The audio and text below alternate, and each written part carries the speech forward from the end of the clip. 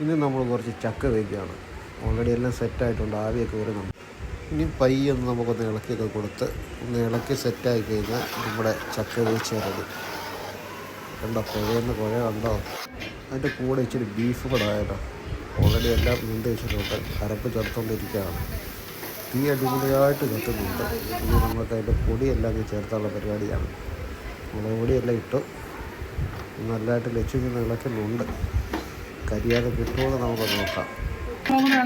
മുളക് നോക്കിയിട്ട് മുളകും കൂടെ വേണം, ഇച്ചിരി അരപ്പ് വേണമല്ലോ. അതാ